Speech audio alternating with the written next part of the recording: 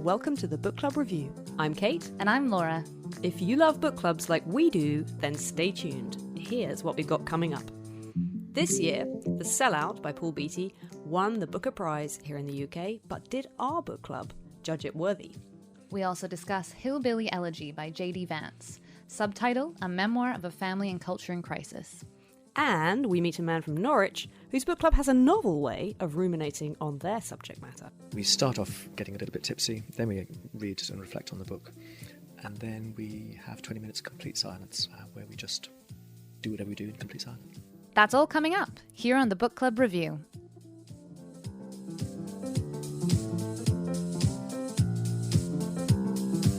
All right, well, here we are. It's a rainy day in North London, and we are in your so-called shed. It's actually a very glamorous studio in the back garden of your house. And we're here to talk about the latest two books that our respective book clubs have read. The Sellout by Paul Beatty, that you guys read a month ago now? Yeah, probably about 3 weeks ago. It was our pre-Christmas book club. So not a particularly festive choice, but every year we always read whichever book wins the Booker Prize. So we don't know in advance and when we decide that what it's going to be. And sometimes that's brilliant. Yeah. because you love the winner. Yeah. And sometimes it means you're reading a book that you would prefer to avoid. Well, yeah, like last year's classic Brief History of Seven Killings, which was very festive. Very, very festive. And I only managed to read myself about 15 pages of that before the violence was too much and I had to put it down. That was quite brutal. I'm not a brave reader. But so The Sellout also, I guess in a way it was kind of a visceral read. So the main character we meet in a courtroom that turns out to be the Supreme Court, where he's on trial for keeping a black man as a slave and also reinstating segregation in his town, which is called Dickens. So Dickens is this kind of zone of LA. A fictional zone. Yeah. Right. But based, I think, on a place called Compton, which is a real place. You sound like you've never heard of Compton. I'm so down with the kids in the hood. Have you never heard of Compton? It's like something to do with Straight out of It's Compton? something to do with rap, isn't it? It's right. pretty famous. Yeah. It's no, a I know. Place. I know all about it. Clearly. So anyway, Dickens, it's actually been zoned out of existence by the LA County, and he wants to get it put back on the map, basically. And so he tries various strategies to reinstate a sense of community and a sense of this place that these people all live in together. I guess that's his main motivation. And I read this book as well, and the idea that he's reintroducing slavery and segregation is what comes up at the top of every review. And I think that is a misleading summary, actually, of the subtlety of the plot, which is quite... Is he really introducing slavery? Not really. Effectively, there's this character. Maybe you can tell us a bit about him. Well, I found him really hard to like, and I think this is true of most of the people in the book club. We all really struggled with the first sort of 70 pages or so of this novel, partly because it's very alienating. It's very hard for a middle-class white girl from London to be able to relate to these characters in this place that really doesn't mean anything to me, and it's hard to get over that. And secondly, because he initially comes across as someone so repellent. He's anarchic and disruptive, and he just seems really annoying. And so it takes a while to kind of try and get your head around what he's actually all about. Yeah, he's smoking a lot of pot in the Supreme Court. He's very disrespectful. Getting your head around the tone also takes a while. But actually, certainly for me, despite myself, he does win you over. And for me, there was a turning point when I suddenly realized that he was actually trying to help people and he was actually trying to do good. And when I realized that, suddenly it all just flipped over and he became a sympathetic character, and I was finally able to, on some level, identify with him, because he's actually trying to empower people. And what he discovers is that by setting up something for them to be in opposition to, i.e. the idea that they're repressed and there are laws that prevent them from doing things.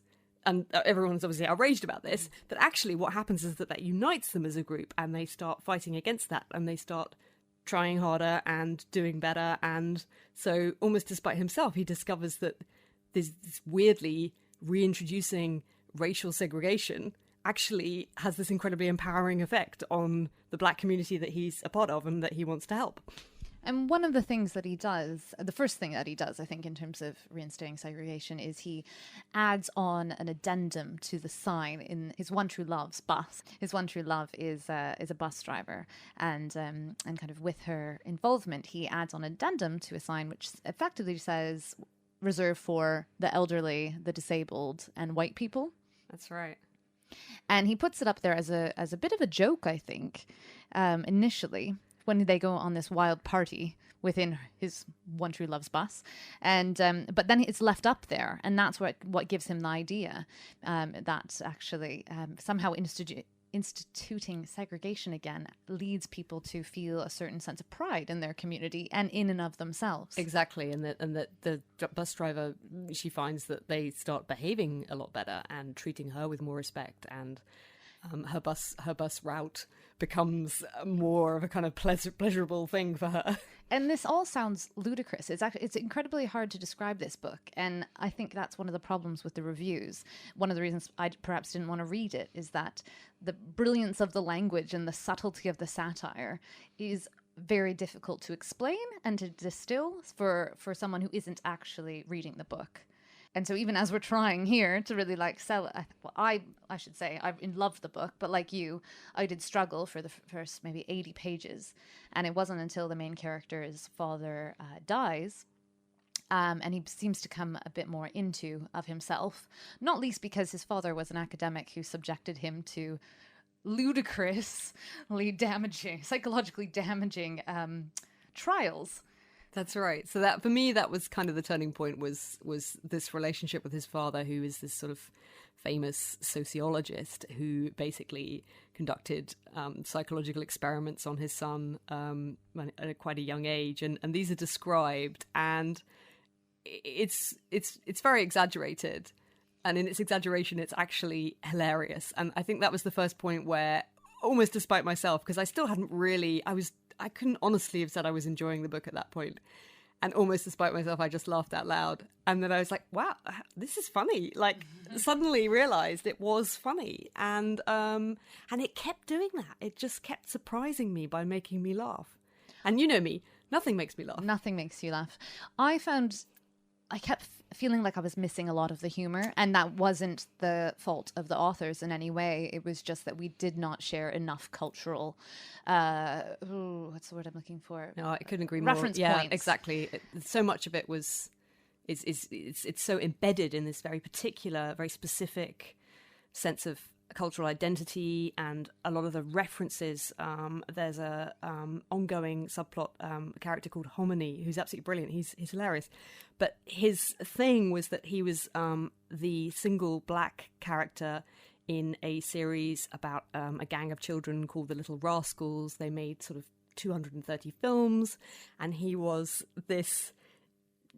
expected to play this very racially stereotyped character, which he did with great verve because he felt like this gave him a real identity. And then when they stopped making the films, Hominy was left with nothing. He didn't any longer have this sense of who he was defined for him. And as a result, in contemporary America, he was just sort of lost. And so this incredibly complex character who's trying to somehow find himself again, and he realizes that the way to achieve this is to become a slave to the main character, and that gives him back all his sense of oppression and injustice. I feel like we have to pause slightly just to explain why we keep calling the main character. Yeah, he doesn't really have a name. He's known as Bonbon, and then his surname is Me. And how is that spelt? M-E-E? And then apparently through the generations they lost the second E. So he becomes Me. Oh, okay. And yeah. I mean, there's a lot of that kind of humour. You know, quite clever, quite contrived. It plays with the language a lot, with words. It I comes was thick less and fast. into all of that stuff. You can really unpick stuff, but I guess I'm more interested in plot and characters, and some of that stuff felt a little bit laboured to me sometimes. But there's probably, I guess, a very good reason why he doesn't really have a name. It's because he's sort of a cipher. He is a cipher, and the satire is such that the characters feel as if they could be real people, but they're always on the edge of farce or caricature. So it's difficult to really relate to them, and I think that's why it takes so long to get into the book, because it's just very disorienting. You don't understand what's happening to you, what kind of book you're encountering. And I probably wouldn't have kept going, except that it was... we'd promised to read it, and also you encouraged me. I think it was right before his father died, and I was having a hard time getting through it. I just said I'm very disoriented, and you were like, "No, keep going." Yeah, because it definitely picks up. I think it does, and then it becomes much easier just to turn the pages. I was very pleased because I had been casting about, and I just been thinking, what is this like? It's not like anything I've ever read. Trying to just sort of place it, and then I thought, maybe it's kind of got something of Catch-22 about it. And I'd read Catch-22 back when I was a teenager, so 30 years ago or something ridiculous. But I was like, yeah, it's kind of got that same sense of these exaggerated ideas and a character who's kind of trapped in this web of ideologies and he can't really resolve them or get out. There's always something standing in his way. And then I was very pleased because...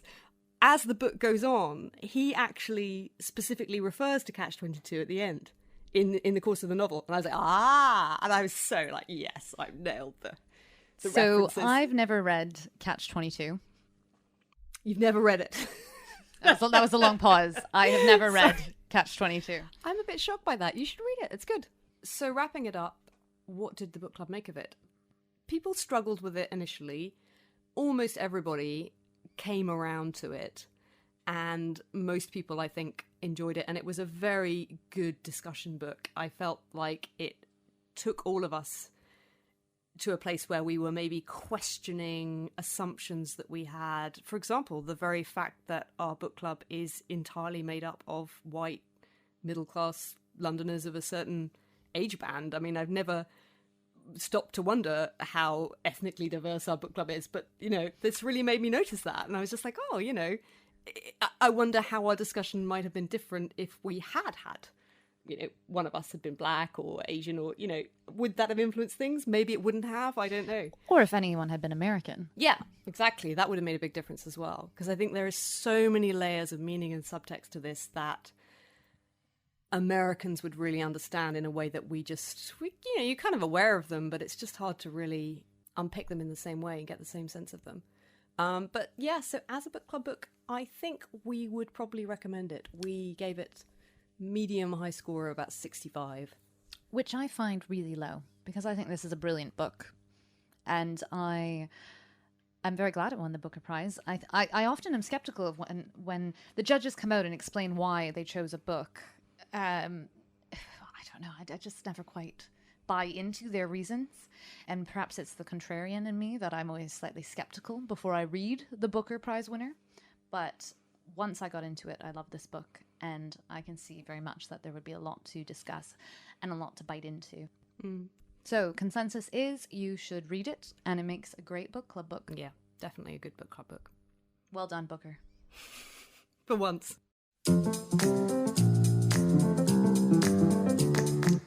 Now, we're always interested in other people's book clubs, and a while ago I went to Norwich in the east of England to meet a man who is in not one but two book clubs, the first of which was formed by location, all its members live on the same street, and the other linked by activity, meditation and the consumption of chocolate.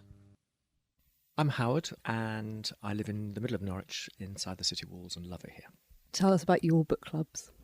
Two book clubs. First book club was really important for me because I was overworking in an American company that was absolutely fantastic, but was driving me into the ground. And in my heart of hearts, I knew that I needed to do something about not living life like that. And for me, the thing of not being able to read books was the kind of emblem of how I wasn't getting my life right. And So joining a book club gave me the discipline that I had to read the blooming thing, otherwise I was going to get found out in a month. And when I achieved that, I felt so pleased to have finally made the break. And shortly after that time, I left the American company and did better things, which was good. And this is a book club that's local to you here? Yep, we live in a little thing called Golden Dog Lane. Half of the lane you can drive a car down, the other half you can only walk down. And all the people in the walk you down bit are members of the club. And one or two favoured people who either were in the alley or are very close to the alley are allowed in. And how long has this book club been going? I joined it about 8 or 9 years ago, probably another 10 years before that. The thing about the book club is that we, over time, reveal ourselves to each other in our alley to a degree that no other circumstance would proffer. You know, there's a limit to how much you reveal yourself over a glass of wine at Christmas or whatever.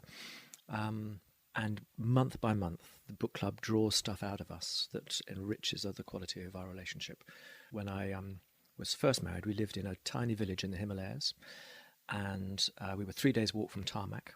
And the quality of the relationships that the people had in a tiny village 3 days' walk from tarmac left me thinking how poverty-stricken us Westerners have become by the way we live our lives.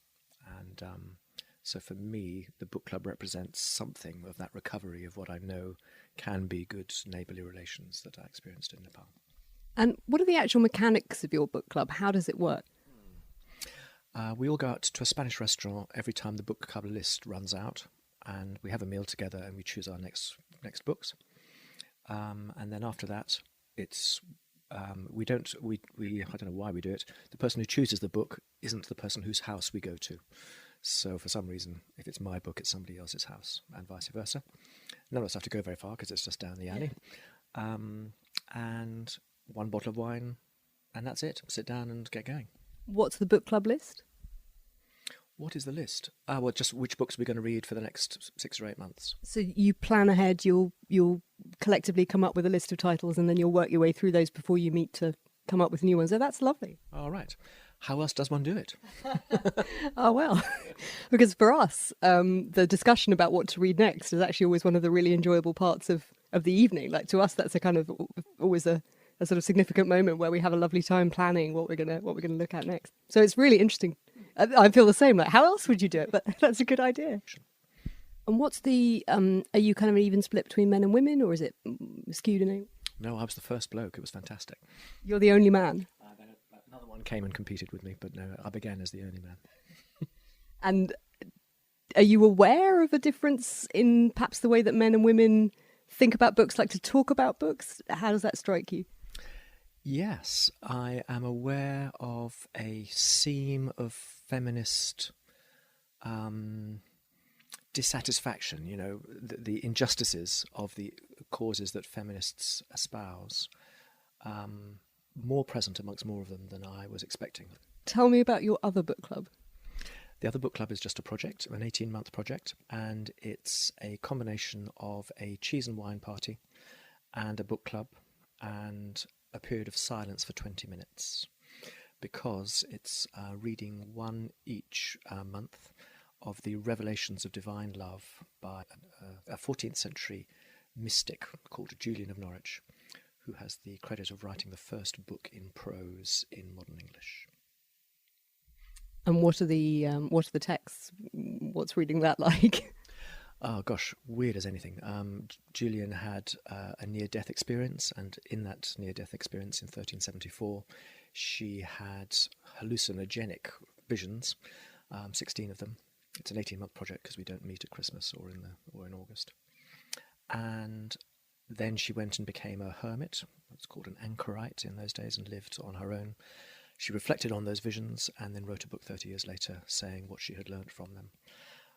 And they are weird and wonderful. They're both those things. And it's not a book to read in a short go, so we're spreading it out over the long period of time. Some of the visions are a page long, so that's not much of a book club read. Some of them are 14, 15, 20 pages long, and they're more complex. But it's really fascinating. I mean, she's our local mystic, so she deserves a bit of our time. But what's really good about her is how fresh and modern and generous in her spirit she is in a time when the Catholic Church was much more sensorial and there was the smell of lollards burning in the pit outside where she lived, so it was pretty rough times theologically when she lived. And this is the time of the plague as well, where people sort of lived and died, and life was very short, and I imagine everything must have been very raw. And I think I read the reason she went into seclusion may have been because she lost her entire family to the plague. And I was sort of thinking how awful that must have been. What must she have felt? Exactly. A very, very harsh, brutish and short. I don't know where that quote comes from, but yes, brutish in many ways. Anyway, she's was then pushing at the boundaries of what was acceptable ways of thinking about God. And in our time, obviously, those boundaries are not so difficult to traverse. And she's generous and gorgeous in her openness to just the beneficent force in the universe, which is open, I think, to many people of faith or not faith in today's age. So it's been great to just enjoy that text. But we have cheese and wine 1 month, vermouth and olives the next, salmon and sparkly the next. We had chocolates and Baileys, which was a bridge too far, frankly. We were just chocolated out by the end of that one. But we start off getting a little bit tipsy, then we read and reflect on the book. And then we have 20 minutes complete silence, where we just do whatever we do in complete silence. How fascinating. Thank you so much for taking the time to talk to me about your book clubs. Kate, Howard sounds lovely. Yeah, he was. How did you meet him? He is a friend of a friend, and I was down there in Norwich visiting her, and I heard about his book club, and I thought, oh, that sounds interesting. The book club with his neighbours sounds quite similar to your book club. You are also in 2 book clubs, I should say. Yeah, so I have my main book club, and then I have a neighbour's book club. It has been a very nice way to enhance my sense of the little community of people that I live in, who I don't really connect with in any other way. So actually, he's right. It's a very nice way of connecting up with people who live near you, who otherwise you might not necessarily talk to. And he's the only man in his book club. Well, Is that right? I think he was, and then I got the impression another one came along. But didn't last? I'm not sure. Okay, yeah, I wasn't sure from what he said. But both you and I have men in our book clubs. Book clubs are traditionally seen to be the preserve of women who get together and drink lots of wine. Yeah. That's some of it, but I certainly feel like my book club has been enhanced by having men there. With the caveat that it has to be the right men, although the exact same thinking applies, it has to be the right women. Basically, you have to have people in your book club who are there to express their opinions, but also listen and enjoy the debate, not just talk over everyone. Exactly. I think that's crucial. I think it's really about the right people and not necessarily what gender they are. Both of us. That makes for a good book club. Both of us pick our books, the book that we're going to read next, at the end of each session. I know a lot of book clubs that do pick their books well ahead of time. I know my mum's book club chooses what they're going to read for the next 8 months at the beginning of each book club year. I think they usually break for the summer, so I guess in the first session in the autumn. I've never liked that idea, partly because I might not like what we're going to read, and I just like the idea of having to dread all the books I'm going to be reading over the next 8 months. I'd rather just dislike the choice month by month. Having it hanging over you, yeah. But then, so to me, that was a really novel idea. I thought, oh, yeah, wow, yeah, that's an interesting way of doing it. What I like about it, there's 2 things I think are good. One is that it means that you can tackle more substantial books. You know, in my book club, we tend to shy away from anything that's too long and involved because people are busy and they just don't have the time.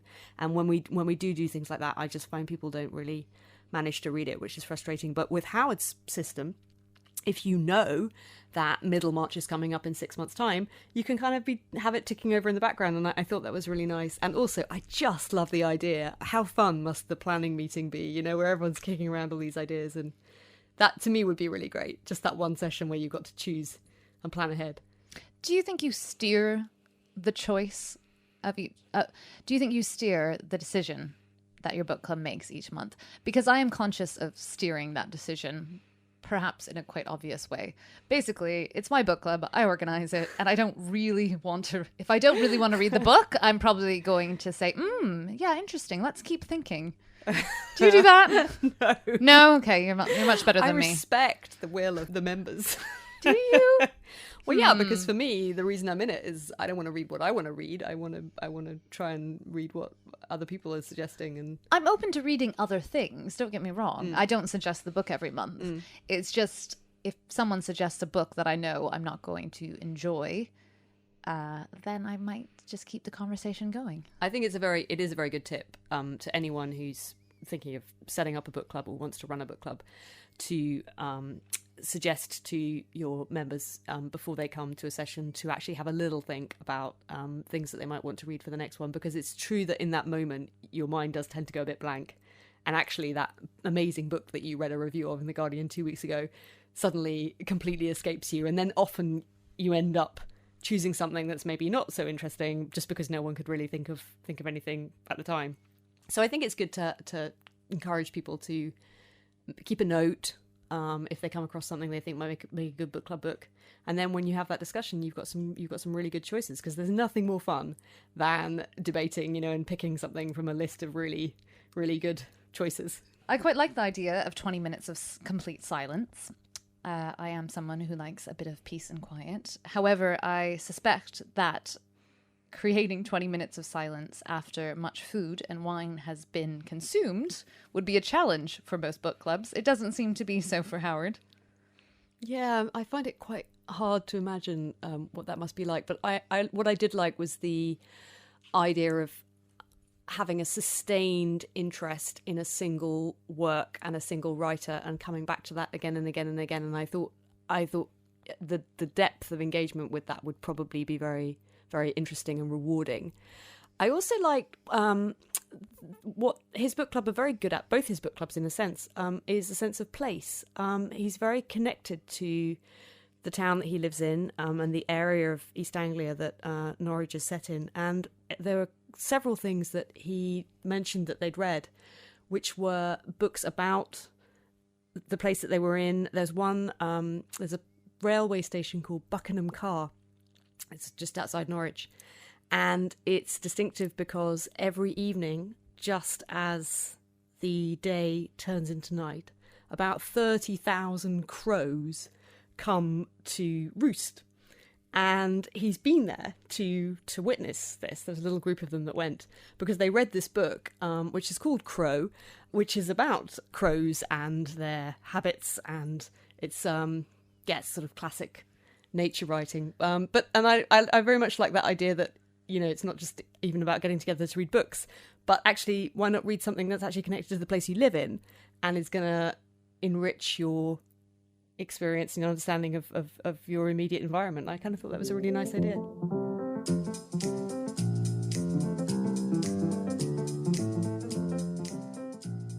And so to our last book under discussion, which is Hillbilly Elegy by J.D. Vance, which Laura, you read for your most recent book club. So Hillbilly Elegy was the book that everyone was talking about when Trump won the Republican nomination in July. It was published in June 2016, written by J.D. Vance. J.D. Vance is a former Marine. He is a Yale Law School graduate, and he currently works in Silicon Valley for an investment firm. But this is a memoir of his family and of what he calls a culture in crisis, and it's about his upbringing in white working class America and his insight into the culture of hillbilly culture is what he calls it, and the effect of globalization to a certain extent on his family throughout the 20th century. It's had a huge amount of acclaim. It's also had a huge amount of criticism, I think, from what so many people are calling the liberal elite, because it is a family portrait, but also makes big leaps in certain parts of the text about what it is that plagues white-collar America. And effectively, J.D. Vance's message throughout, though I think it is more nuanced than some critics would give him credit for, is that white working-class America needs to kind of buck up, and actually they need to stop blaming everyone else for their problems and look very closely at the culture that has created high mortality rates, high drug addiction rates, and what he sees as a dependence on welfare. Which is really interesting, but at the same time, it's a classic American story in some ways, isn't it, of poor boy makes good. He transcends his extremely humble origins, and he manages to pull himself up by his bootstraps, and he manages to get out, and he goes to Yale Law School, and then, you know, the American dream is all his for the taking. But what he doesn't do is, it's almost like then he has effectively become part of the elite. And I think a major criticism of the book is that he doesn't actually really criticize that elite that he has joined. So he doesn't hold them accountable for a lot of the problems that he experienced during his childhood, which, as you say, the central message of the book is more about people need to help themselves. Yeah, very much. And I think, to give the book its credit, because I really, really enjoyed this book, it's maybe best to review it from two different mindsets. So as a family memoir and as a portrait of a family, I think it's really quite incredible and very moving. I listened to this as an audiobook, and it had me in tears on the tube. And I wouldn't think I'm a sentimental person. Perhaps I am. That surprises me slightly. that it had me in tears. Yeah. Yeah. Well, he talks very movingly about his childhood and about the domestic violence that plagued his relationship with his mother. I think it's quite an empathetic portrait of his mother. She suffered from drug addiction, which becomes steadily worse as he grows older. And he had a very unstable childhood, as his mother had multiple partners, and he moved from home to home. The stalwart throughout this entire upbringing are his grandparents, Mama and Papa. And his depiction of his Mama, I think, is just fabulous. Yeah, she sounds terrifying, but at the same time, she's such a strong, consistent presence in his life. And I think he makes a very good case that actually having that is what helped him. And that people who don't have that are, you know, less fortunate because they don't have anyone to see them through. You know, that was sort of her role. She provided the stability that he did not get from his parents.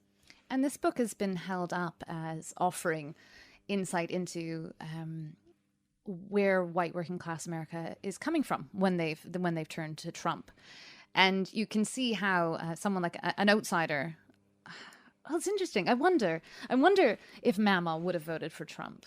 It's quite difficult because he talks about the shifting trends in voting within Ohio among the white working class. And his grandfather was a stalwart Democrat, and Mama fluctuated. So he said sometimes she could sound, you know, like a total Republican, but equally she believed very much in certain Democrat policies. And I like the subtlety of his depiction in that people, not just these people, but people generally, are complicated, and politics is complicated, and you can believe in different things. He's a very likeable figure, and it's his voice. Obviously, you immediately heard his voice because you listened to the audiobook and he narrates it, doesn't he? Yes. But in his writing, it comes across, and he's hard not to like. I like just from the very introduction, he's talking about how on the cover the book is called a memoir, but I'm 31 years old, and I'll be the first to admit that I've accomplished nothing great in my life, certainly nothing that would justify a complete stranger paying money to read about it.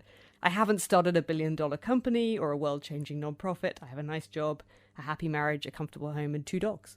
And, you know, he's just quite sweet. He's sort of, you know. He is very sweet, and I think that self-deprecation immediately helps you warm to him. Yeah. It is very self-effacing. I mean, he is a rarity. That the reason why this book exists is because, as he goes on to say, you know, a kid like him from white working class America doesn't have much of a chance of achieving Yale Law School. What's so strange, as you alluded to before, is that he doesn't see a disconnect then between his own childhood and where he's ended up and the hurdles that would be. He recognizes all the hurdles that were in his way, but he doesn't seem hugely empathetic to removing those hurdles, perhaps with policy. Yeah, absolutely. I think that's his flaw. It's flawed, but also I think it's so important that we hear these different points of view right now. You know, if I'm not American, I'm Canadian. If I were to vote in an American election by gut, I would definitely vote for a Democrat.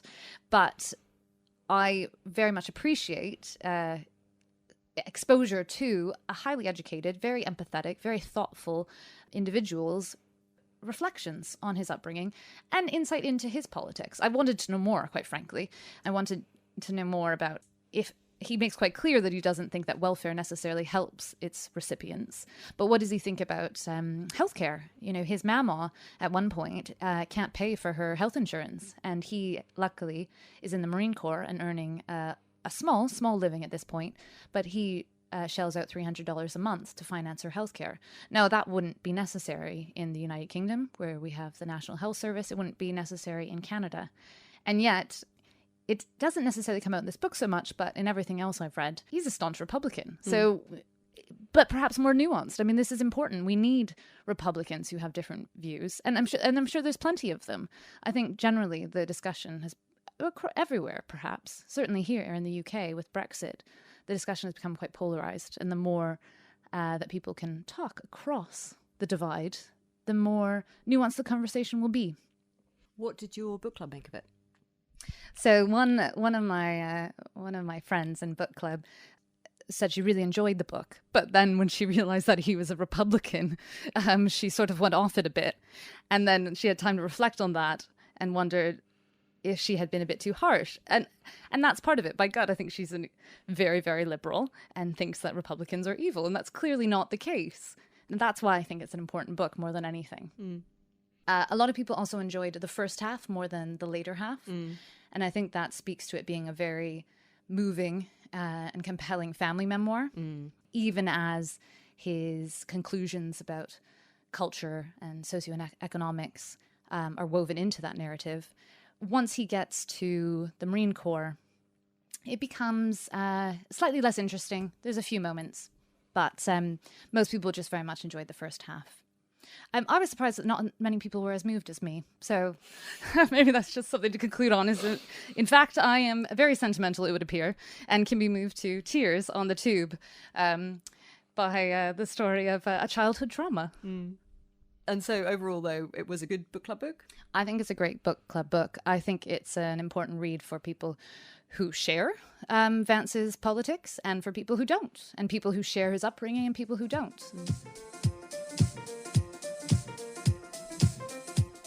Right, that's it for now. Thanks very much for listening. And next time we will be discussing The Vegetarian by Han Kang And The Reader by Bernard Schlink. We look forward to you joining us then.